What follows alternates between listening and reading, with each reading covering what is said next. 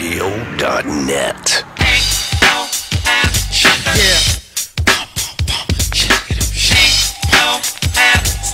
It's about that time. It's about that time to get.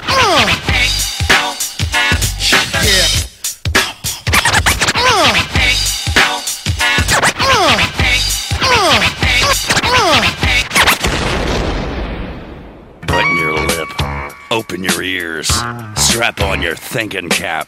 Socially conscious talk that's entertaining with a dash of humor and the top sports stories of the week. It's time for Ain't No Half Steppin' with Marcus J. Sellers has Jordan. Jordan with 2 seconds to go. Puts it up and scores at the buzzer. Michael Jordan has won it for Chicago. Manning lobs it. Burris alone. Touchdown, New York. Down goes Frazier. Down goes Frazier. Down goes Frazier. He hits one deep to right center. That ball is out of here. The Yankees win the pennant. GlobalScaleRadio.net.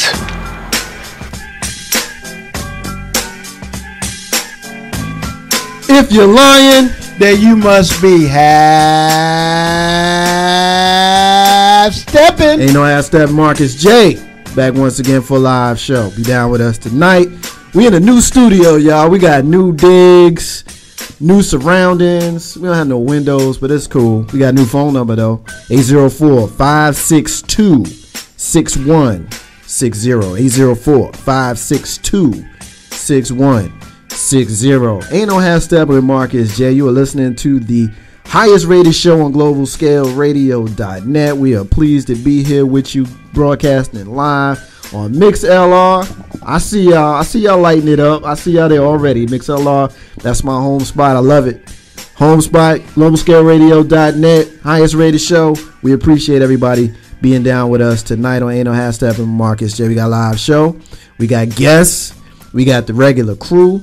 And we about to get it in. We got your man Kdub's going to give us some NBA chat. We're going to introduce him momentarily. And after that, we're going to talk to a friend of the show. We're going to get into who that is and what it's about shortly.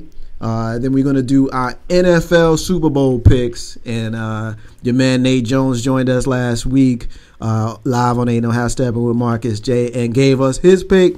And he said that he would get back to us if he decided to change his pick or not.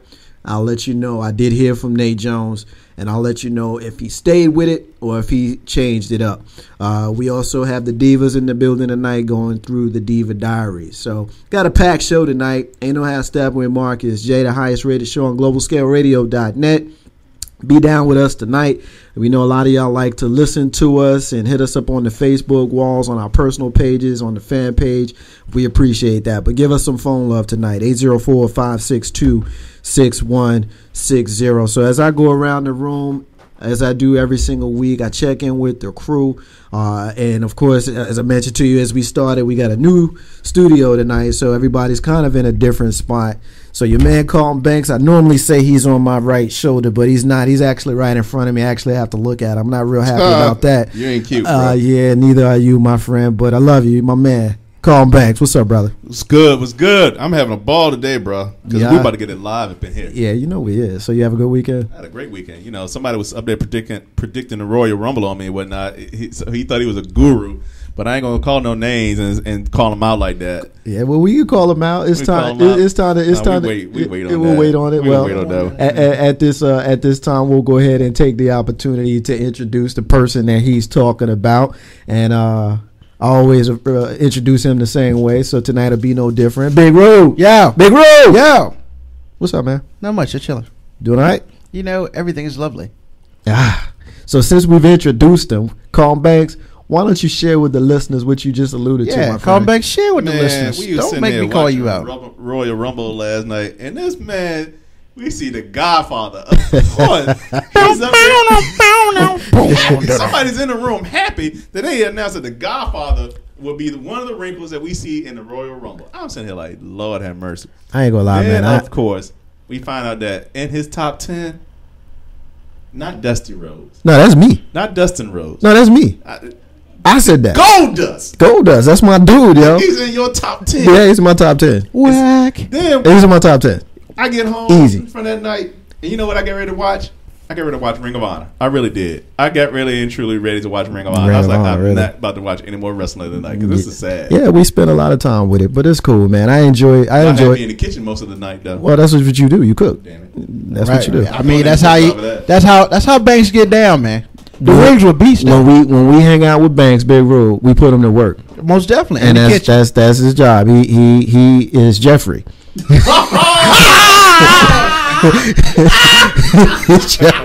Ain't no half stepping with Marcus J. Mr. Banks. I want to take an opportunity to introduce joining us for the very first time on Ain't No Half Stepping with Marcus J is a friend of ours about Legal Shield. Yes, sir. Joining us on the live line for his segment in the National Basketball Association. You got my brother on the line, Kdub. What's up, bruh?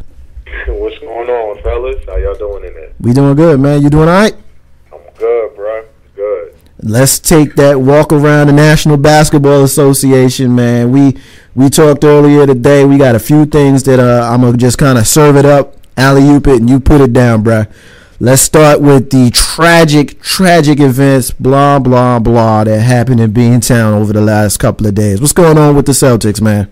Well, the Celtics, they were going through a tough stretch recently, and they lost the game on Friday. But more than the fact that they lost the game was that in that game, Rajon Rondo, who apparently did some damage to his knee, and yesterday, right before the game against Miami Heat, they had some tests done, and it come to find out that he has a torn ACL. So pretty much he'll be out for the rest of the season. Boston being 21-23 are sitting in the 8th position in the Eastern Conference, and right now that's not a good situation because anybody that watches Boston, they'll know that Rondo is the gas that makes that engine go. So for them to lose the main person on their team it's going to be real rough for Boston to maintain that 8th position going forward. Well, did you see how they announced it to him that he tore his ACL? Yeah, I was kind of surprised that he got it. He got it from a reporter, and not the coach or the trainer. I was, I'm glad that you brought that up. I'm really kind of puzzled as far as how a reporter would get that type of information. Be it during the game, a reporter would be the one that actually gave that message to Rondo. That's kind of wild, man. Well, I thought it was more so during the pregame of it. And, even Doc Rivers didn't even know about it. So, exactly. All of that was a big shock. And if you tore your ACL, would you be able to walk like talking about it? You could. Okay. You could. And what he said was he never had a torn ACL, and he was bouncing and everything. So he really had no idea. Yeah. And that's a testament to his athleticism. Yeah. Well, even further, he continued to play in the game against Atlanta. Yeah. That game out. A lot of times when you get a complete tear, that's when they say they hear or feel that pop. And that's oftentimes the ones where, they kind of collapse under the weight. But when you see them able to move around and, appear to not be quite as injured, that's typically when they have a minor tear. Correct me if I'm wrong, Dub. You're correct. A tear is a tear, but if a complete tear and a little bit of a tear, it does make a difference. I personally think that he may have torn it in. The gradual pace of the game probably made it a little bit worse. And again, everybody's the pain threshold is different. We all remember a couple of years ago, it may have been last year, that he damn near popped his elbow. Yeah. Out of socket and popped it back and continued to play in the game. Right. Now, if I'm correct, wasn't he actually in warm-ups before the game when they pulled him out and told him? You have to forgive me. I didn't see the beginning of the game, but the report was that no, he wasn't in the game. He was or warm-ups or anything like that. And when he came to the arena, he told them about some discomfort, and basically when he came into the arena, that's when they took him to the hospital and so on and so forth. Wow. Well, nobody's going to cry for Boston, but my personal opinion is, they played well without him. Obviously he's the engine, but they played well without him. They came in Madison Square Garden and beat up on the Knicks without him that game, and that's one thing. That's one way to look at it. But the other way to look at it is real talk. I don't see Boston as being a contender this year anyway. So the fact that they lost their point guard, I think, kind of speeds up the inevitable. Dub, what do you think? You could be correct. Before the particular injury, I heard rumblings about possibly them making some moves. I heard everything from Rudy Gay for Paul Pierce, which I don't think that would ever happen. I think Paul Pierce will end his career as a Boston Celtic. It's a lot of things that they were thinking about before this particular injury, and now, even earlier today, I understand that there was something floating around with Lowry from Toronto, possibly trading for him to replace Rondo. So it's going to be interesting to see what they do over the next 10 days. And, within the month, the trade deadline comes up. So I think that we will see Boston make some type of a move. How major it will be, I'm not sure. Who's the current backup? I'm sorry. There isn't one. Oh, man. He just came back, actually, from the injured list. He used to play for Texas. AC Law? I'll have that for you in a second. Is that AC Law? That slipped my mind. Is that AC Law, Dub? No. No, AC Law hasn't been with AC Law hasn't been in the league for a while now. So no, that's not AC Law. I mean, that's the last one from Texas that I remember. Ain't no half stepping with Marcus J. 8044. Excuse me, I was about to get the old number. 804-562-6160 in transition away from Boston. Now, I'm going to ask you a question, Dub, and I'm going to ask it. I'm going to go around the room, Dub, and then I'm going to have you throw it to Kenny and then to the fellas. Kobe Bryant. Kobe Bryant, the last couple of games, has had games for the ages. 2 straight games with 14 assists or more, which I believe they said was the first time in his career he had ever done that. Yesterday, damn near had a triple-double. So when you look at his career overall, which he's appearing to get close to the end of, the question that came up yesterday from a friend of mine, and she's a Lakers fan, and she knows her sports. She asked, is Kobe more concerned with stats, or is Kobe more concerned with winning? And Dub, I'm going to have you go first, and then I'm going to throw it to Kenny. Okay, just to answer your prior question, Avery Bradley is Rondo's backup. They also have Leonardo Barbosa and Jason Terry, just to help you out, Big Rule. In regards to the Lakers, and more specifically Kobe, I think that at this particular point of his career, I think he's more in tune with winning. Regardless of what has to happen, I want my team to win, because basically, if you look at it, he got spoiled by winning early in his career. I think that if you would have asked this question of anyone about Kobe Bryant early in his career, yeah, it was about personal stats. It was about different things that were more individual. But I think that at this particular point, with him already having, I believe, 5 rings, a couple of scoring titles, what have you, I think at this point in his career, he's looking at mostly winning is the number one thing that he wants to do. Kenny? I think I'm going to agree with Dub. My perspective of Kobe used to be the same. When early in his career, it kind of seemed like he was just about himself. And then my perspective of him changed when he decided to join the U.S. Olympic squad. And when he joined that team and realized that he wasn't just the only star player on that team, he went to the coach and he said, listen, I want to go out there and I want to check the best player on every other country's team. I don't care about stats. And that kind of gave me a new idea of what type of player and the type of competitor that this guy was. So I actually started liking Kobe, not necessarily the Lakers, but liking Kobe as a player. And I think he has that Jordan determination in him to win.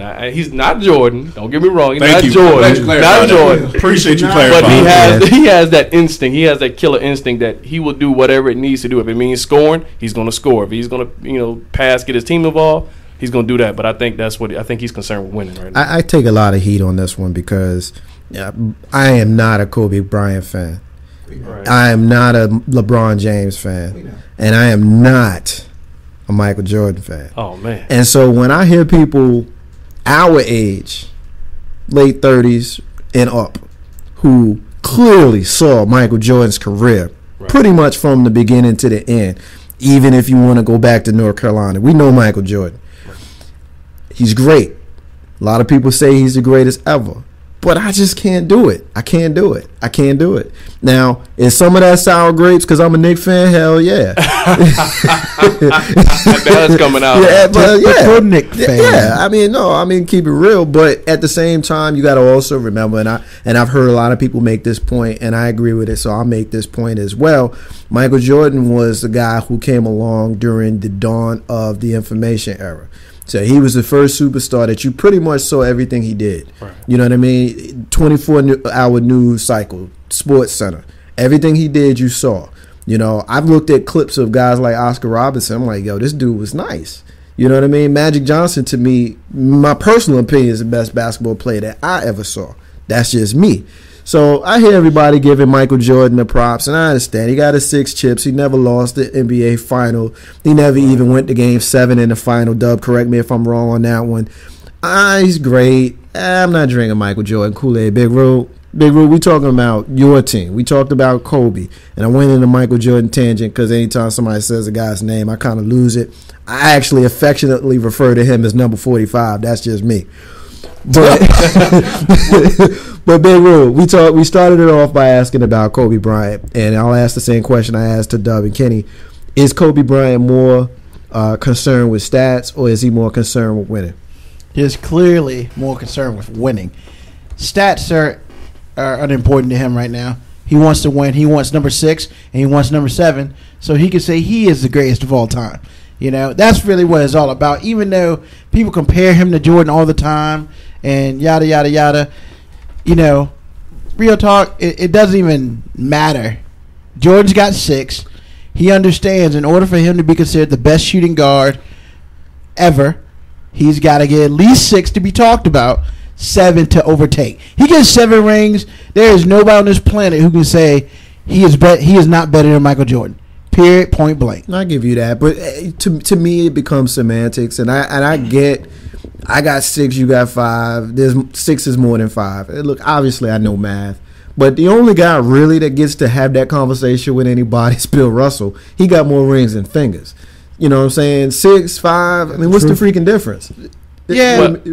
I guess my take on that, when you talk about the Bill Russells and you talk about the Wilt Chamberlains, you got to look at the level of competition in which they played against. Yeah, those guys' levels of competition were not up to their game level, so they stood out more. When Jordan came along and the people that he played against, you know, he had to compete against people that were almost as good as him, so he raised his game a level higher than those. No, and then Kobe's competing against people who were better than him. Yeah, no, every time I've made that argument about the level of competition, I've been met with opposition. So I'm glad you made that point, because I've made that point in the past, and people kind of jumped on me. Carlton Banks, we know that basketball isn't necessarily your area of fondness, but I'm going to ask you anyway, because I think you bring a unique perspective as someone who may not watch a lot of the games, and you can just kind of look at it from an outsider's perspective about Kobe Bryant. What's your initial impression? I'm going to ask you the same question I asked the fellas. You know, I don't like Kobe, so just straight up, I don't like Kobe. Hater. He's got a good game. He gets you off your game because he's intimidating, and that's what really does him. If Grant Hill had stayed healthy, Grant Hill would be killing him. Yeah, I will get Grant Hill. Where are you? Guard me. Come on, Kobe. Come guard me. Yeah, because Grant Hill would be killing him. That's how much faith I had in Grant Hill pre-injury. Right. Okay. I saw Grant Hill play in high school. We talk about Jordan play at UNC. I saw Grant in high school. I knew what kind of game Grant had. Right. Kobe has just got this mantra around him, this aura around him. People are scared.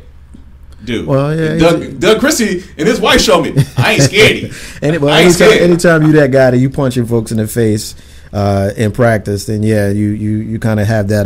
Doug Christie, you kind of have that reputation. Dub, I'm gonna come back to you. I can't even ask you about this next story without laughing. LeBron James.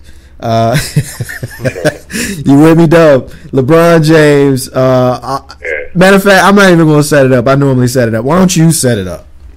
Well, to be honest with you, you were the one that kind of informed me about it. What happened over this weekend was that a fan had an opportunity, hit a half-court shot. He went $75,000. Well, during a particular quarter break, the fan actually hit the half-court shot.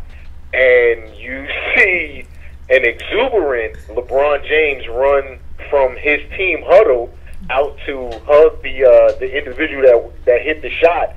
And I mean, you would think that dude just hit the shot for them to go to the finals or for them to actually get the ring, man. I mean, it was just funny, man, and I laughed for about a good 10 minutes just watching that particular exuberance. And that, the one thing that I take from that, man, was that it's still a game. You know what I'm saying? It's still a game, regardless of if cats are playing. If cats weren't playing, I mean, if that happened at a high school game, if that happened at a college game, and as we see at a professional game, that's something that, just to make you feel good, man, and to see, the top player in probably, arguably in the league, in the world, or what have you, to show that type of exuberance. I know that guy that hit the shot, man, he's going to hold on to that memory probably for the rest of his life.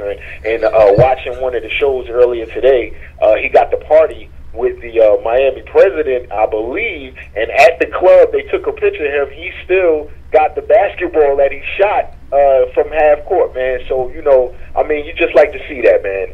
That's just my opinion.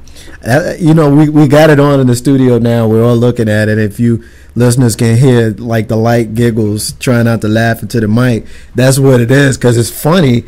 But like Dub said, when you see it, you get excited because you're like, wow, me personally, I'm not a LeBron guy.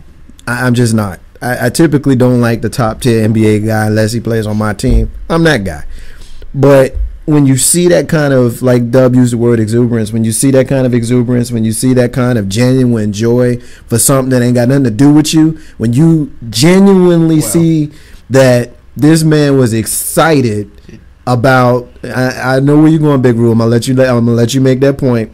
In the interest of full disclosure, I'll let you make that point. But when you see somebody that excited, in my opinion, Kenny, you can't fake that. Right, no. You can't fake that. Big Roo, you gonna say something? Yeah, I think the reason why LeBron jumped on him because it was his foundation. Yes. Who did the shot? I guess whatever. 75 He was grand. from Illinois. He won it somehow. And I mean, LeBron James got to give away $75,000 to a 50-year-old retired dude. Yeah, I mean, and I'll be honest, and I can't believe I'm saying this. Here it comes. This kind of changed the way I think about LeBron. Me too. Me too. Really? We need a hand clap. I mean, because you almost scared in what way? Because I'm not a Lakers fan, so I'm not a LeBron fan. For him to come back to the East Coast, I'm not a LeBron fan at all. I'm not as I'm a little bit more so now than I am. I mean, you better get off me.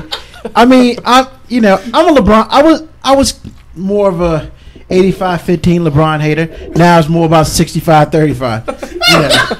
So I mean, for me, swayed you a little bit, huh? Yeah, I mean, because it was organic and it was crazy. The whole thing was crazy, and then the fact that both his team and the other team that they were beating the garbage out of were excited for the dude too. Everybody was excited. Everybody in the place was excited, and the fact that he jumped on him.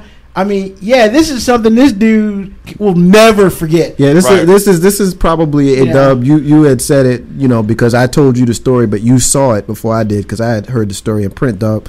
And I think the phrase you used was he crumbled under the weight. Is that how you said it to me when we spoke earlier? He crumbled under LeBron weight. I mean, think about that, man. You got somebody 6'9", 80, and he comes and hugs. And if you watch it, he kind of jumped on him. Yeah, he tackled him. He jumped. It was almost a spear. You know what I'm saying? So imagine that. Imagine you hit a shot and you got somebody like that run towards you, ecstatic, and he hug you and jump on you like you just hit the shot in the finals. Yeah, you might crumble too. Yeah, but he caught him though. That's the thing about it. He caught him. He caught him, and then he crumbled. Ain't no half stepping, Marcus J. Call us up. Be down. We see y'all on MixLR. We appreciate y'all lighting up the boards over there. GlobalScaleRadio.net. Ain't No Half Steppin' with Marcus J. 804-562-6160. Imagine if it was a million. Man, the whole squad I'd have came out. if it was $1 million, I think you might have seen the whole squad. I mean, the guy might have had a heart attack and not be able to spend the money. We're gonna transition from that story and kind of get a little Knick talk in. The Knicks, of course, have been playing poorly, for lack of a better term, over the last month without their point guard Raymond Felton, who returned to the lineup. The Knicks had gone 500-6-6 in his absence, and then, of course, they laid an egg Saturday night in Philadelphia in his first game back. I've seen some positives with the Knicks. I've seen some negatives, Dub. I'll serve it up to you, let you kind of lead it off, and then I'll take it home. What you got? Well, what the Knicks was obvious is that, they just got Raymond Felton back, who's basically the general of that team. Anyone that watches the Knicks on a consistent basis could have seen the difference between when Raymond Felton was in the game and him being around to play and not. Now that you have Raymond Felton back, offensively they're starting to come around a little bit. You're starting to see glimpses of what made them successful early in the year. But also what you also have is Amari Stoudemire actually, as to be honest with you, if you watched it every game, he's gotten better every game, getting his legs up under him. And then last night, they had a real tight game against Atlanta. The one thing about Raymond Felton, what I did notice was that, him being out for close to a month, he got to get his legs up under him. He looked a little bit winded, but he was still out there, doing what he needed to do. Last night, Carmelo Anthony hit 9 3-pointers on his way to 42 points. And that was similar to how the Knicks were winning early in the season. But the one thing that you can say over the past, I would say maybe 15 games, is that the defense isn't as solid as it was earlier in the season. And I attribute that to basically a lot of guys not necessarily getting fatigued, but what they call the dog days of the year, right before that All-Star break. A lot of people are getting banged up. Knicks have 2 individuals that's still looking to come off of the injured list with Rasheed Wallace and Marcus Camby, which would solidify the front line. So, they still are they're in a comfortable position. They're number 2 in the Eastern Conference behind Miami at 27-15 and 5-5 over the last 10 games, and right now they're ahead of Brooklyn by 2 games. Brooklyn playing tonight at home. So I would say, looking at the schedule with the Knicks over the next 8 games, possibly they could go 8-0, which would kind of stretch out that lead against Brooklyn as well. Brooklyn has a real tough schedule for the next couple of weeks. So look to see that the Knicks start becoming whole and playing close to that level that you saw them early in the season. Now, here's what I'll say to you about that 8 games that they should be winning. I agree with you on that, but one of them games they should have won was against Philadelphia. So you're going to have games where you don't play to your level, when you end up playing down, and you have games where you play up, like the 2 games they won by 20 against Miami. I don't think anybody thinks that the Knicks are 20 points better than Miami for a whole series. So that's one of the concerns that I have. And obviously, full disclosure, again, I'm a Knicks fan. I'm the biggest Knicks fan I know, and I bleed blue and orange, but I got to keep it real. One thing that I will say is that a lot of their defensive woes specifically came when Rasheed Wallace went down. It's odd. It's funny because, you got a lot of distractors, and I'll put it on. I'll just keep it real. You ain't watching the games. Your opinion really ain't that strong with me unless you're watching the games. And you can see that even though he was only giving you 18 to 25 minutes a night, he was anchoring the defense when you got people scoring 82 points a game. I think they had like maybe 7 or 8 games in a row where nobody scored 90, and then he goes down. He hasn't played since the middle of December, and Jokers is throwing up 110 on him. I don't think that's a coincidence. Well, what I will say is that, and Coach Woodson expressed this as well, that he looks at the season in games of 6 and 7s, and every 6 or 7 games how he groups the season, and something that he stated, and I don't have the specific numbers, but they were holding teams under 80 and where, they held them. They were, I believe last night was 102, and then the game previous to that was 90. Granted, they didn't come out on the winning end of a lot of those particular games, but you are starting to see the defense kind of turning the corner. Again, it's just taking a small fraction of a bigger picture of 82 games and cutting them into 6-game spans. And what I have noticed, like I stated, what Coach Woodson said, is that over the past 6 or 7 games, they are starting to kind of bring that defense intensity back. But what I will say is that what's killing the Knicks right now is the opposition's point guards.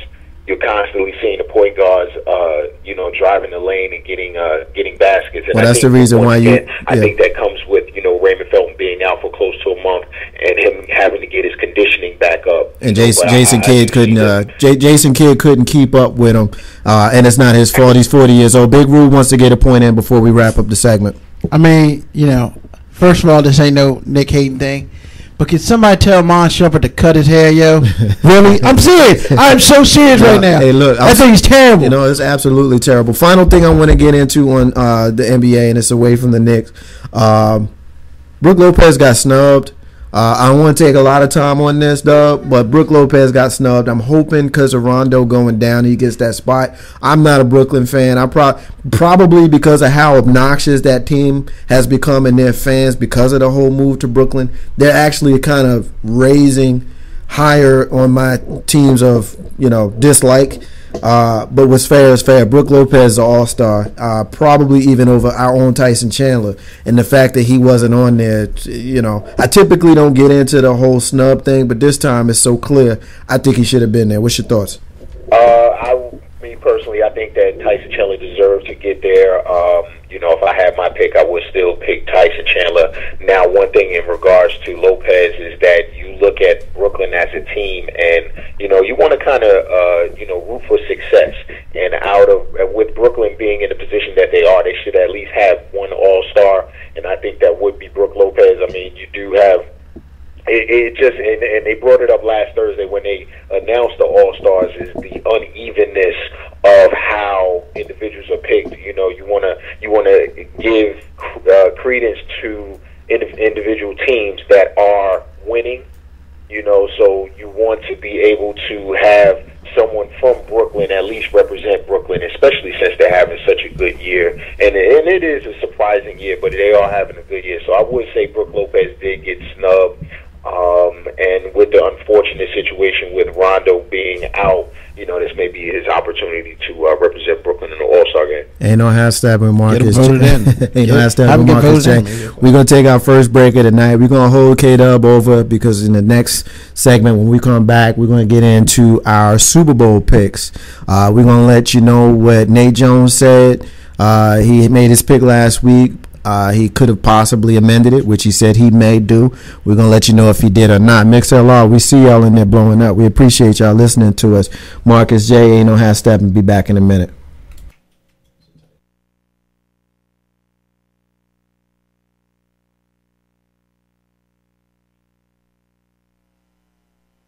This is Brett from Indianapolis, and I'm listening to Ain't No Half-Steppin' with Marcus J.